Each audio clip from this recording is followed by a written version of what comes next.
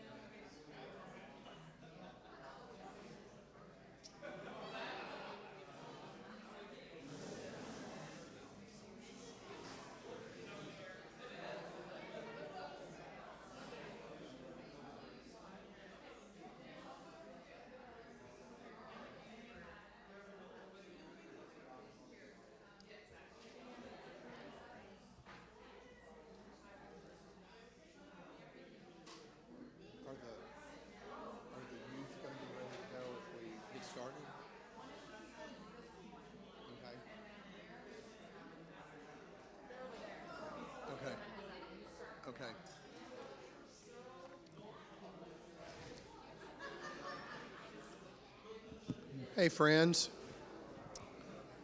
Hello.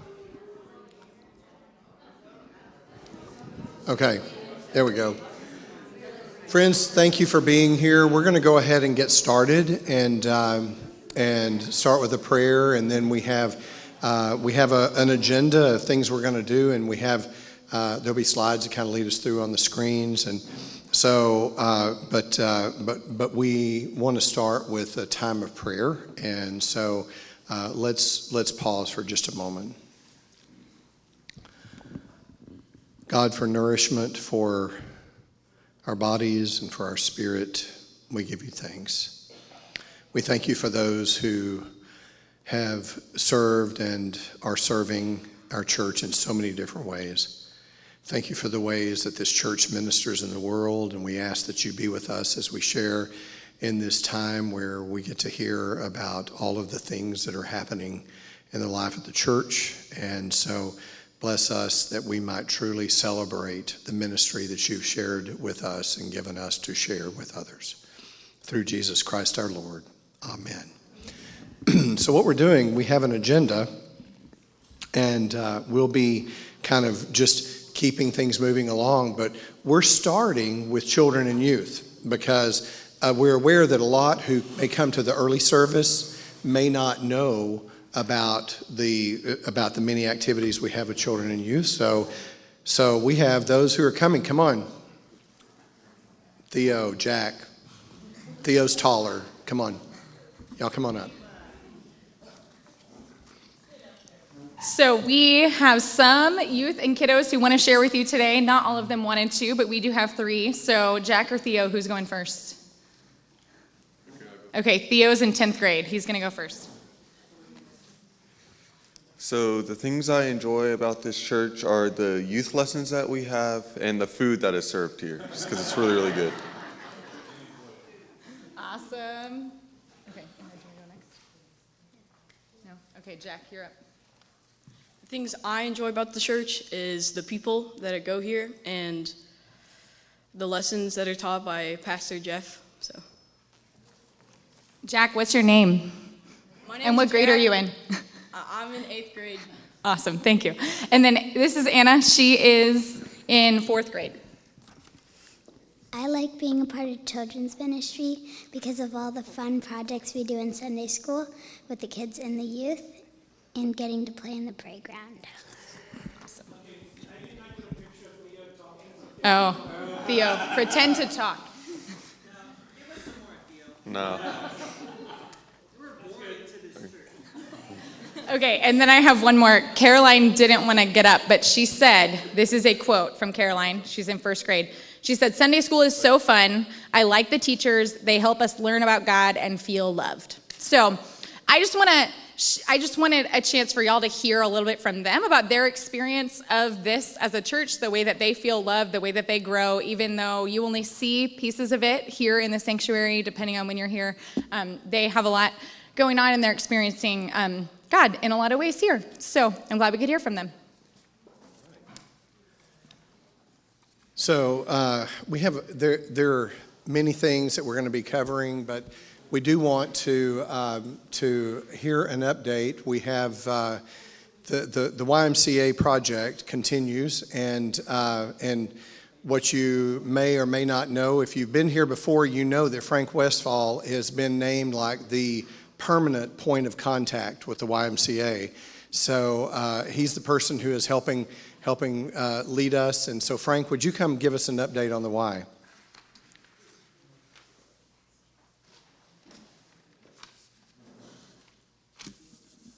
Okay, good afternoon and keep eating. I'm not that exciting. I wanted to take just a few minutes though to update you on the YMCA project. And if you take a look out that window over there, kinda, it's around the corner a little bit. You noticed anything different over there recently? Anything? Huh? Wait. There's stuff over there, isn't there? Yeah.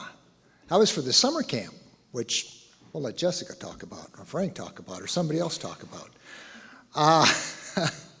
But actually, It's not a trick question. There's nothing over there, right? There's nothing over there, and that is really the question I get most often. When will we see something happen? It's kind of like when we were kids, and it seemed like Christmas took forever to get here, right? Now, it's hard to believe, but another Christmas is right around the corner, and it's going to be here before we know it. So rest assured, the YMCA has been working hard behind the scenes, but it will be a while before we see much in the way of actual construction taking place. So what's been going on behind the scenes? Well, as you all know, we have been annexed into the city of Georgetown, both our property and the Y property. And the YMCA has been rezoned, that property has been rezoned appropriately for a YMCA, which in and of itself took quite some time to accomplish. Also to remember that the city is investing $10 million in bricks and mortar into this project. And as you might imagine, they don't just give away money without some strings being attached. And those strings may include a variety of things which I'm not necessarily privy to at this point in time, including actual input on the building, programming, and a variety of other things. However, all of that has to be formalized in a contract between the YMCA and the city. And once you get those lawyers going, that can take a while, right? But I expect that that's going to be resolved fairly soon. And once that's finalized, they have also been, at the same time, working on all of the engineering and the design work. And once all of that is completed, which we're getting close to, we should have a pretty good picture of what the actual construction schedule is going to look like. But I can probably guess at this point, from what I'm seeing and hearing, that it's safe to assume the YMCA will not be open until well into 2026. But, just like Christmas, I believe that all good things are worth waiting for. But what have we been doing at Wellspring along the way? First thing that's going to impact us is the sewer system, the sewer connection. The engineering and bidding for that has taken place, and that took a lot more time than I think anybody expected. It's turned out to be a much more complex and expensive proposition than originally thought. However, they expect the city will start work on the sewer line extension in the coming weeks, and we should be connected early next year. And this is a huge benefit for us. And based on the numbers I'm hearing, it would have been almost impossible monetarily for us to do this on our own. The line will run down the other side of Williams Drive from Randall's, and it'll extend down to the end of our property over here. And then the actual connection line will come under Williams Drive and down the property line between the two properties, and then connect to our building, and then ultimately connect to the YMCA building. And I'm told that that process, that actual connection, is quite simple, and it should not impact our operations significantly at all. So keep your fingers crossed. But this is a big deal that big benefit we're going to value from. We've also been doing some work on trimming and clearing deadwood from the buffer area behind us. This area back here, all the way back here, all that has basically been untouched in the last 23 years. So it's pretty much a jungle back there. And you will recall, if you have ever gotten close, there is a chain link fence that runs back through that property line all the way to the cul-de-sac over here. And that's been in place for 23 years. And that is our fence. It's our responsibility to maintain it. And so we had to get in there and clear some dead wood out so that we could get to that fence line and make some needed repairs that were sorely overdue. But that has been taken care of. We also cleared out a significant amount of other dead wood, just dead wood from back in there, and it was mostly trees and cedar trees that could easily cause further damage in a storm. So at this point in time, that's off our to-do list. Things are pretty well set on that part of it. Now, in the spirit of full disclosure, we have run into one small hiccup. Remember those strings I talked about? Well, one of those strings requires that there can be no deed restrictions or other types of encumbrances on the YMCA property. And unfortunately, that requires our neighbors to sign off. Those neighbors all the way from around over there, all the way down here. And it turns out that there is a small group of neighbors that there seems to be some disagreement, or what I would say misunderstanding, and the YMCA has been working on this issue with them, and we expect to have that resolved very soon. So, in summary, while we don't see a lot of activity, a lot of work is going on behind the scenes. And I can assure you that their commitment to our Christian partnership remains strong. This project, as we've talked before, represents a tremendous opportunity to expand several of our ministries and have a real impact on our community. So stay tuned for much more to come in the new year, and let me be the first to wish you all a Merry Christmas.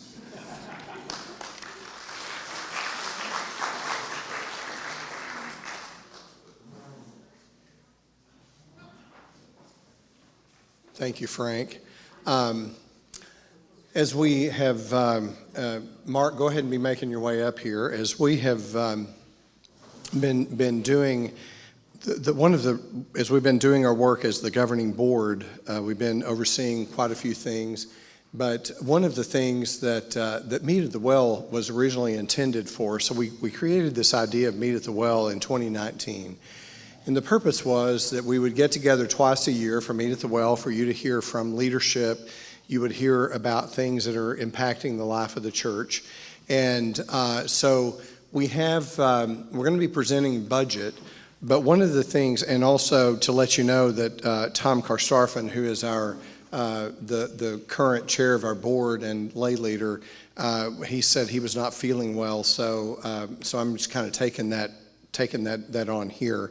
But we'll be talking about governing board in a little bit, about who our governing board members are, who's rolling off. But one of the things that as we talk about budget, we want to be clear that this is a purpose of Meet at the Well. So we're bringing this back to be something that since the pandemic we have not done effectively, and so this is where we get to hear what the budget is. One of the things that I will share with you that the board has decided that is an important thing about the budget is that it concerns Reverend Jessica Peterson. How many of you know that she is only half-time? So, yeah, some of you do. How many of you think she only works half-time? Nobody does, yeah. So Jessica has already been committing more time to us. But one of the things that we made a decision to do at the board meeting was that we have moved her moving her in 2025 to 3/4 time. So she'll be, instead of 20 hours, 30 hours a week, which will compensate some of the hours that she's already doing and add a little bit more. So I hear people ready to clap. So yes.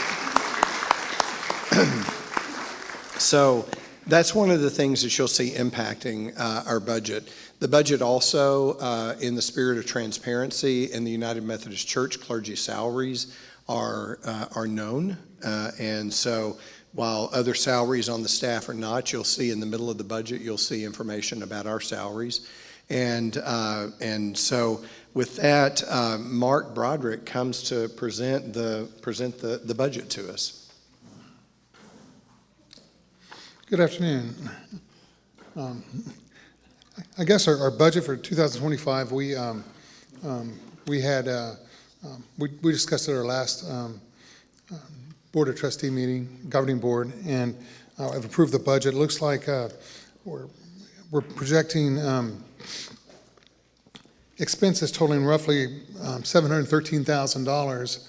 And so to match the revenues and expenses, the board did decide that we're going to use a little bit of our reserves because it looks like we might be a little bit short. Y'all can see the estimated income and expenses up there, but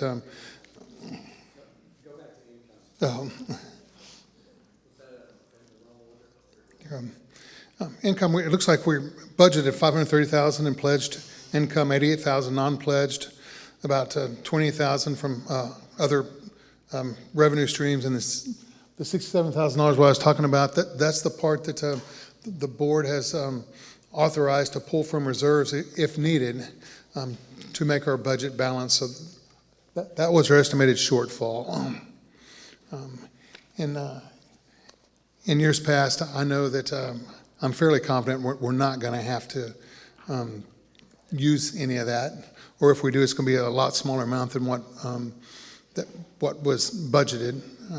The board has always been proactive in that, but the staff has always done well in managing their expenses, and you, the congregation, has always come through when the church has needed it. So I'm fairly confident that 2025 is going to be a great year for this church. Go to the next slide. We can see our estimated expenses, $189,000 for ministries, programs, facilities. Our apportionments, we have given our apportionments faithfully, and again, they were unchanged from last year, $50,291. You see a little bit about the salary. You see salary and benefits for the senior pastor and the associate pastor. That is with Pastor Jessica going to 3/4 time from half-time. And then the salaries for 2025 did include a slight 3% raise. And so our total budget looks like to be about $713,000. Do y'all have any questions?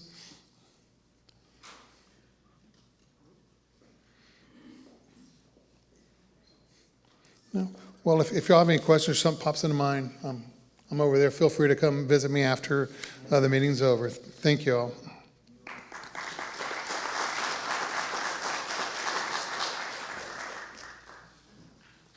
So one of the things that we want to do is recognize governing boards. So we have these leaders who you see listed here who have been on our governing board and who are rotating off of our governing board.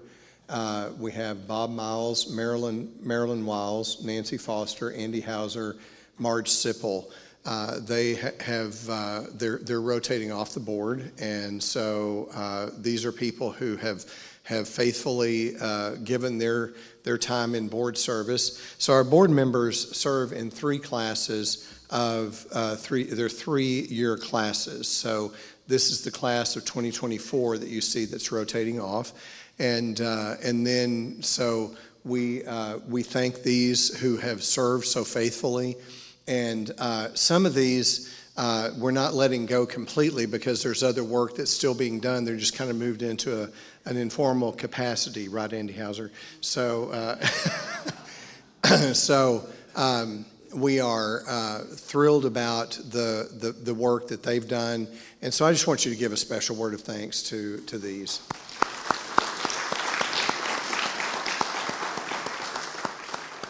And the other thing that you need to know about our governing board is that we have these 15 people that serve, and we, as we introduce the new board, one of the things is that you'll see that they have categories by their names, and in these categories, it tells us where they are serving within the board. So because of conference requirements for our we have what's called single board model.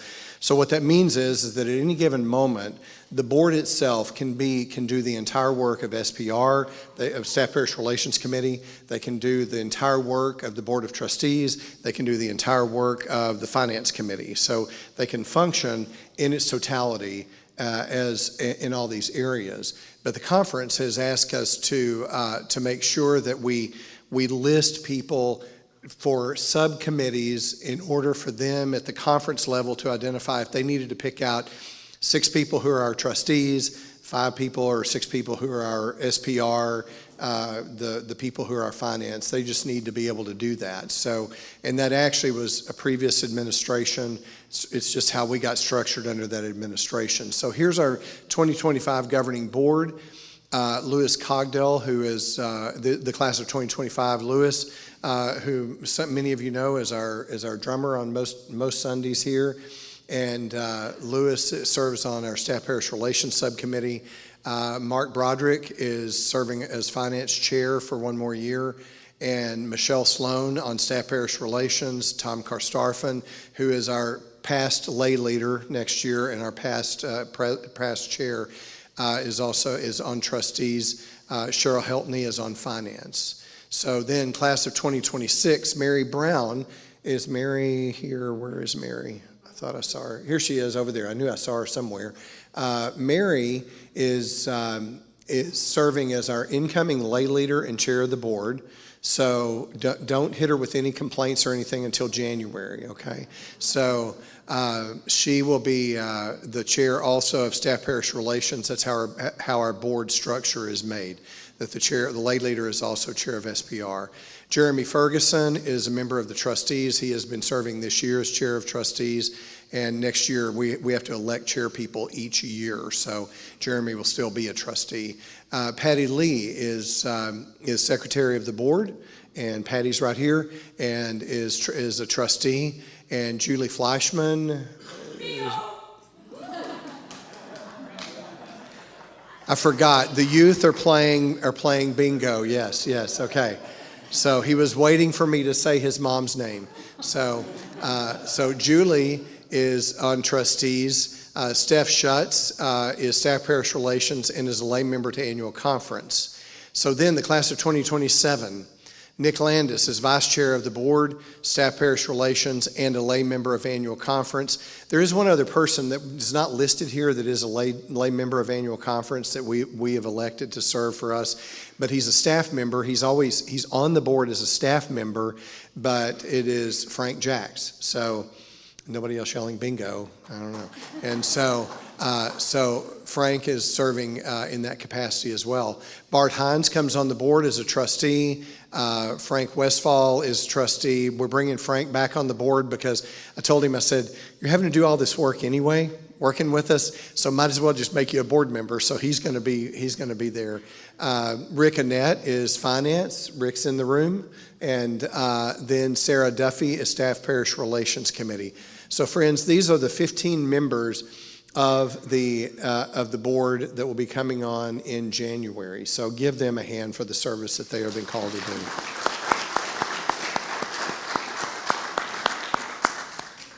So I think that's it. I'm sorry, got to finish out. Class elect. We are doing something that is part of when we developed this in 2019, that this section of our board is these are members who will be serving in the class of 2028, but they don't start yet. So they've been asked to serve in the class elect so that we can spend more time training. So that's Patty Glanzer, Mike Tierney, Lynn Garner, Andrew Rentschler, and Maury Hazelwood. So we're very thankful for the work that they are doing coming on. And then we have nominations, I believe is next. Yeah, Committee on Nominations, Stan Malden, Linda Miles, Dolly Schubert, Michelle Broderick, Jenny Sutton, and one that may have your name on it. If you're interested in nominations, please see me because we have one spot that is open and we would love to have you on that spot. So I think that's it for nominations. So we're going to turn it over now to Mercy and Justice. So Jessica. So raise your hand if you know that we have a Mercy and Justice team. Okay, that's most. Yay, that's good news. So we formed the Mercy and Justice team at the beginning of this year, and this team is focused on leading Wellsprings engagement in the community through our Mercy and through our Justice ministries. And Obviously, this work is already happening. We didn't start doing it at the beginning of this year, but we started doing it with some different intentionality, with a team structure to lead it and to help us be intentional with our discernment around that, with the things that we say yes to, the things that we put time and energy and resources into. And so we're working to be more intentional about that and more coordinated in our efforts to engage in empowering missions and empowering social justice efforts in Georgetown and beyond. And this is a key part of our purpose as a congregation. We say our purpose pretty regularly, and you hear about this in it. So this is just one expression of that. And so this team's task is to lead the congregation forward in that work. And part of our task this year has been discerning some areas of focus, because everything is a good thing to do, right? But we can't do everything. And so trying to discern what those specific areas of focus are for this specific community of faith at this point in time, and where we can put our time and our energy. And the team discerned 3 areas of focus for our justice ministries alongside our ongoing engagement with Mercy Ministries throughout Georgetown and beyond. And when I say Mercy Ministries, I'm talking about things like engaging with the Caring Place and with Faith in Action and those sorts of things. And the justice ministries are more social justice focused, and they might involve nonprofits like that, but they also might involve going to the state capitol or writing letters or other things. So our justice ministry areas of focus that we discerned are LGBTQ justice, and you have seen that come to fruition in a couple ways: the PFLAG Pancake Breakfast and our presence at the Georgetown Pride Festival last month, which was great to see so many Wellspringers there. Another area of focus is racial justice, and we're involved with the Move the Monument group here in Georgetown, working to get the Confederate monument relocated from our square. There's going to be an upcoming study, still deciding the exact content of that, but what it will look like as a church for us to talk about racial justice and anti-racism as people of faith and as people who show up in our daily lives as representatives of Christ in that. And then immigration is our 3rd area of focus. And we did a book study as a team. We read a book by Karen Gonzalez called Beyond Welcome, which is fantastic. So I highly recommend that. And then we had a group of 7, including Jeff, go to the border with Texas Impact on a trip called Courts and Ports, which is like an immigration immersion experience. And so we're going to have some of them share about what they experienced at the border. So hand it over to them.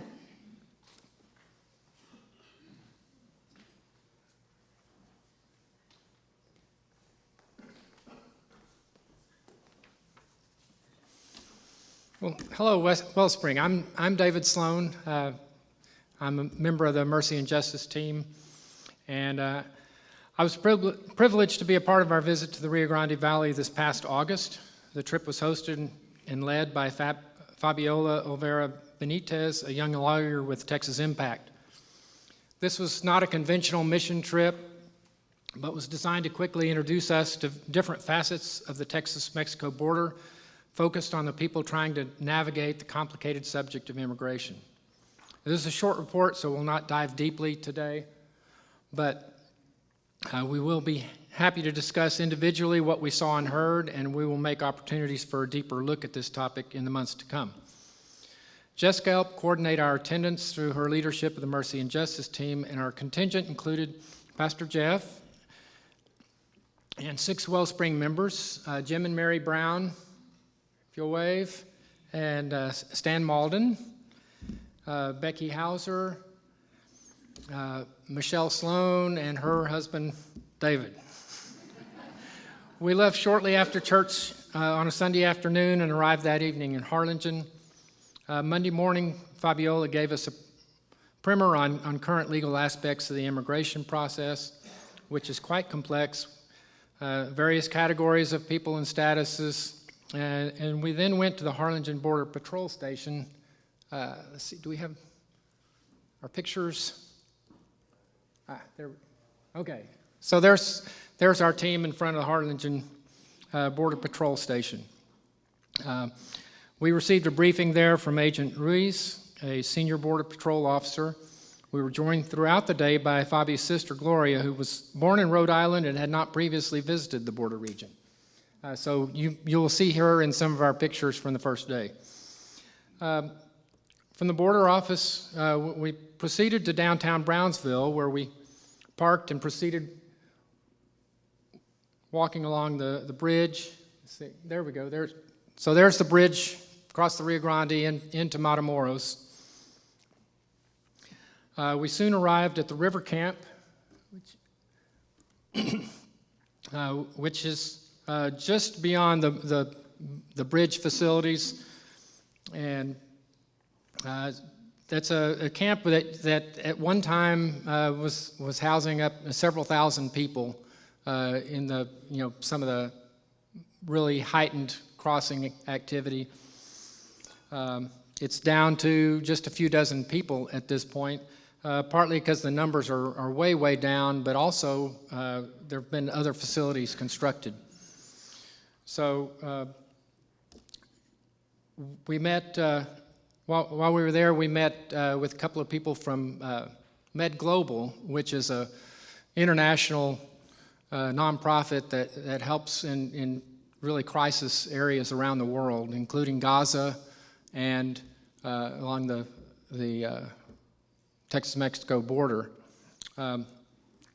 Jim, I think you wanted to say something about your meeting with the Med Global folks.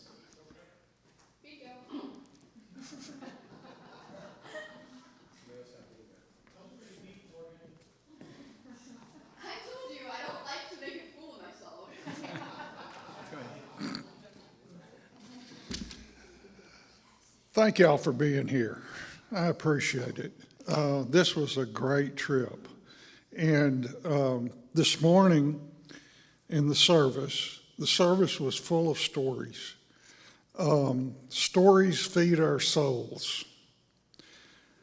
This is a story to remember about the border with all the other stories that are passing in our world today. If y'all haven't noticed, there are stories passing around about the border.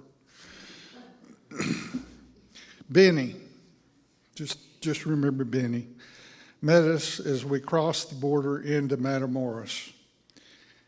He was at a small medicine clinic just across the border that provided health care at no charge to refugees and people seeking asylum. People waited outside to be seen by the doctor inside. There were a number of people sitting in chairs and on the ground just waiting to get in. A brief look inside showed a couple of rooms with very basic ability to provide medical care. Benny explained to us the mission of Med Global to provide health services to refugees around the world. Benny is a coordinator of services for Med Global in Matamoros. He took us walking through the streets to the riverbank camp. Refugees camp here waiting for an appointment to cross the border and claim asylum status. They sleep on the ground, some in tents and others under tarps. They cook on wood fires and have one slow-moving hydrant in the camp for water. Electricity is passed together. I promise you it's not up to code by any standard, but there is electricity there that they use to keep cell phones charged. There was a small number here now, but Benny said there's been as many as 4,000 there recently. Benny came there as an evangelist from his church, the Church of Christ in Matamoros. He preached the gospel to those gathered and helped distribute aid brought there by Team Brownsville. He had no formal role except as a helper. Benny met staff from Met Global there. They offered him a position as a translator at their facility in Brownsville, which he did, and continued to preach at the camp. Med Global noticed his ability to organize and moved him to a case management position. As the numbers grew in Matamoros, they decided to open a shelter there in conjunction with Doctors Without Borders. Benny became staff there, and his organization skills moved him to become the coordinator of Med Global Services. I have no idea what Benny's education was. I don't know if he had any formal training at all. He just could get it done. Benny lives in Matamoros, very near the shelter. He continues to preach at the Riverbank Camp and attends church every Sunday. Benny guided us to a very good taco cart, which you may see a picture of here in a second, on the street and near the shelter, and we had lunch sitting beside the street. We were together as he told me this story. I wanted to share this story with you as an example of several people that we met. Benny's not the only one, but we met at different places. We met several people that had similar kinds of stories. And I wanted to share this with you so that you had this story to carry with you as you hear other stories about the border. There are people down there doing amazing things. Thank you. Thanks, Jim. Yeah, that's just one of the different people we met and saw doing, creative and just really impressive work to help people that they saw needed help. After we left the camp, we went back across the river, and as Fabi was quick to point out to us that we were taking the shortcut when we came across the bridge. We had our U.S. passports, and we came across unhindered. We passed a couple of really long lines of people who were not making it nearly so fast across. There were people that had visas that were coming across for work or other reasons. They were in the slow line, and then we had the people that were seeking asylum that were in the interminable line beyond that. So we cruised through and came back. There's the Welcome to the U.S. sign in the park in Brownsville. From there, we drove along. Our next stop was going to be in McAllen, so it was about an hour and a half drive. We took the scenic route that is parallel to the river, so we saw many sections of the border fence or border wall with lots of gaps. It was interesting to see how that looks, but we did take a stop at the Hidalgo pump station, the old Hidalgo pump station, which is a city park in the city of Hidalgo. It's a really nice, peaceful place. Saw, butterflies and flowers, but kind of towering over it is the border wall there, and you always Michelle and I've been there before, and always there is one of those pickup trucks parked up there at that little spot. So seems permanently manned by a Border Patrol agent. So you always feel like you're being watched. But from there we went on to our last stop, which was the Catholic Charities Humanitarian Respite Center in McAllen. And that was operated by Catholic Charities. We were able to help serve a meal there, mostly just passing out food that others prepared. But it did give us a chance to observe some of those people there.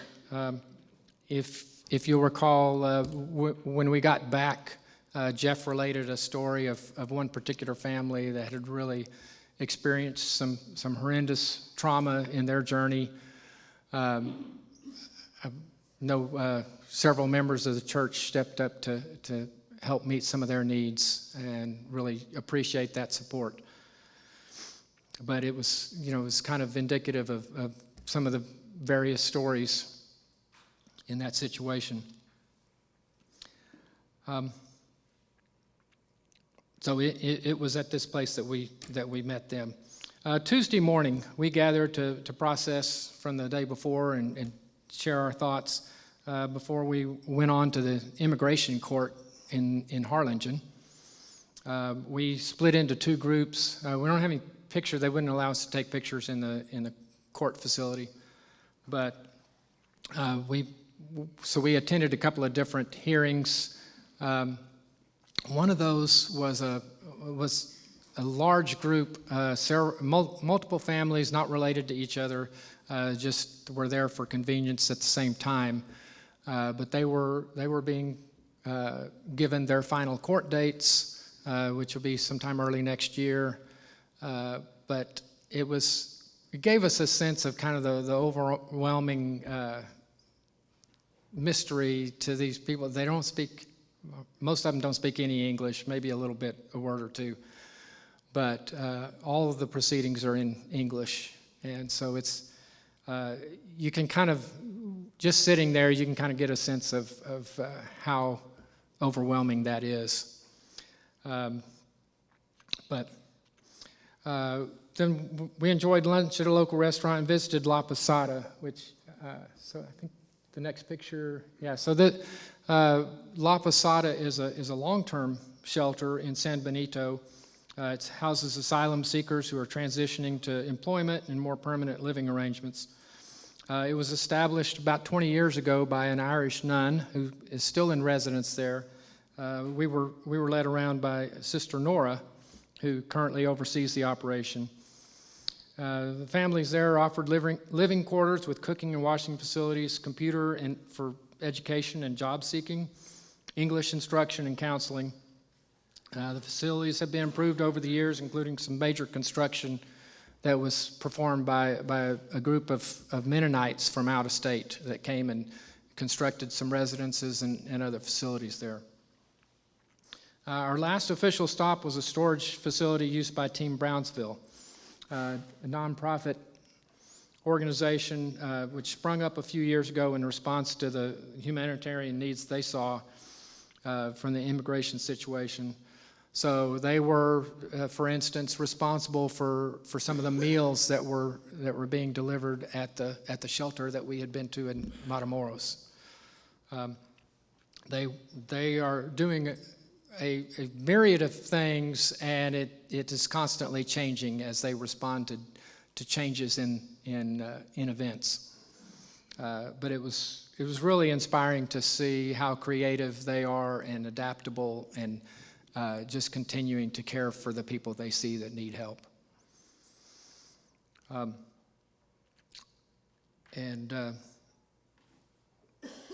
You're just really inspired by those. We're still in a process of discernment to see how Wellspring may be called to assist those at the border or those in our community who are still navigating circumstances associated with immigration. We'll also, we will have a short session next Sunday at the Open Door Sunday School class. For anybody that would like to hear a little bit more about our trip, we'll be able to go in a little more depth. And then look for opportunities next year. We don't know exactly what those are going to look like. It may be a book study. It may be rolling up our sleeves and helping with either a local agency dealing with immigration issues, or maybe another trip to the border. We're still have a lot to figure out on how we can best help with this. But I hope you will stay tuned on how we can make a difference. Thank you.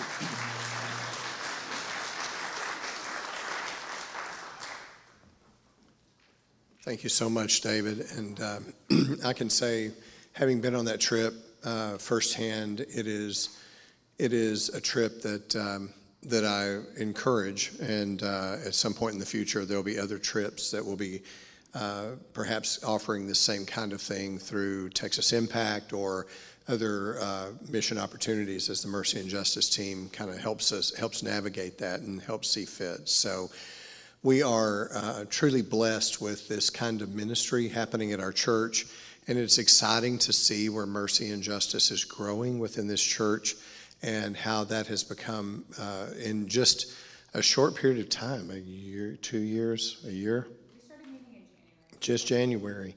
This team has just started this year, and we already are seeing this team centered in the ministry of this church and really providing the beacon for how we will be moving forward as a church. And we'll see the impact of this in so many ways. So, friends, thank you for your time this afternoon and for the chance to share with you.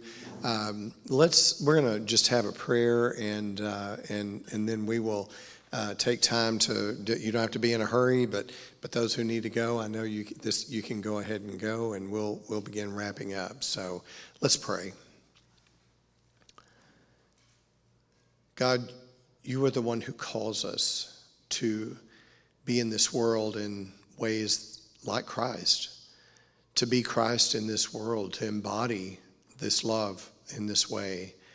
And so as we seek to be a faithful church, as we seek to be a faithful people, as we seek to be faithful disciples, remind us that if we can simply keep our eye on you, which means that we simply keep our eye on the least of these, that we will have seen you at work in this world. So bless us now as we part from one another, that we might remember that we are the body of Christ. For it's in Jesus' name we pray. Amen. Thank you all very much.